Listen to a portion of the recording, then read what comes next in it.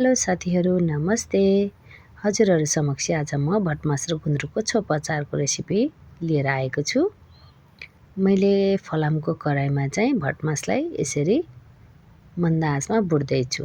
भटमासलाई चाहिँ हामीले पटपटी फुटुन्जेल भुट्नुपर्ने हुन्छ। मजाले हल्लाएर यसरी बिस्तारै सानो आँचमा भुट्नुपर्ने हुन्छ।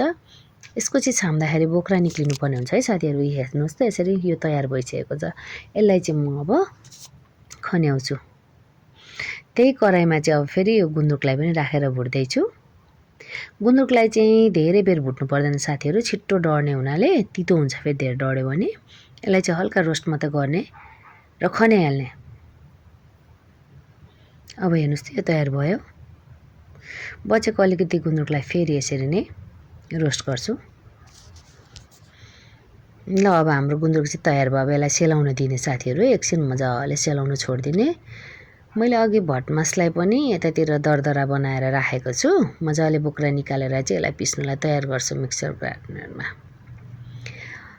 कराई धेरै तातो भएकोले मैले एकछिन सेलाएर चाहिँ 6-7वटा सुकेको खोर्सानी राखेर रोस्ट गर्दैछु। अलिकति मनतातो बनाउने कराईलाई चाहिँ अनि हल्का रोस्ट गर्ने। सुकेको खोर्सानी चाहिँ भुट्दाखेरि एकदम मिठो टेस्ट आउने हुन्छ अचारमा, त्यही भएर सुकेको खोर्सानीलाई चाहिँ भुटेरै हाल्नु होला साथीहरू। यो चाहिँ धेरै पिरो भएकोले मैले धेरै राखेको छुइनँ खोर्सानी। अब भटमास, सुकेको खोर्सानी, अलिकति स्वादअनुसार नुन र गुन्द्रुक हेर्नुहोस् त। भटमासलाई चाहिँ मैले मिक्सर ग्राइन्डरमा पिस्नलाई राखिदिएको छु। यसरी पिसेर चाहिँ पाउडर बनाउनु पर्ने हुन्छ हामीले। ल हेर्नुहोस् त, हाम्रो पाउडर तयार भयो। अब यसलाई म एउटा भाँडामा खन्याउँछु है त। यो पाउडर चाहिँ हामीले छाम्दाखेरि चाहिँ एकदम अलिअलि खस्रो खस्रो भेट्यो भने मिठो हुन्छ क्या साथीहरू। त्यही जारमा चाहिँ अब म फेरि गुन्द्रुकलाई पाउडर बनाउन राख्छु र ग्राइन्ड गरिदिन्छु।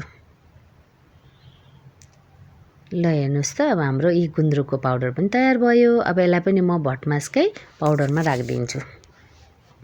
अलिकति बचेको छ गुन्द्रुक, त्यसलाई चाहिँ म अलिकति भुटेको खुर्सानी र स्वादअनुसार नुन राखेर हल्का दरदरा ग्राइन्ड गर्छु। अलिअलि गुन्द्रुकको चाप्टा भेट्यो भने चाहिँ साथीहरू मिठो हुन्छ। ल हेर्नुहोस् त, यो खस्रो खस्रो पिस्याएको छु। यसलाई पनि ती राखेर अब मिक्स गरिदिनुपर्छ। ल हेर्नु त, मैले सबै सामग्रीलाई एकैचोटि मिक्स गरेर राखेँ। यो चाहिँ हाम्रो खानालाई तयार भयो छोप अचार। गुन्द्रुक आफै अमिलो हुने भएकोले गर्दा यसमा अमिलो हाल्नु पर्दैन र चाहियो भने पनि हामीले खाने बेलामा निकालेर कागती राख्न सक्छौँ। अब यो छोपलाई चाहिँ हामीले सिसाको जारमा राख्दैछु साथीहरू। सिसाको जारमा राखेको खानेकुराहरू लामो समय रहने भएकोले यसलाई चाहिँ सिसाकै कन्टेनरमा अथवा जारमा राख्नु है त साथीहरू। ल हेर्नुहोस् त, छोप अचार तयार भयो। धन्यवाद साथीहरू।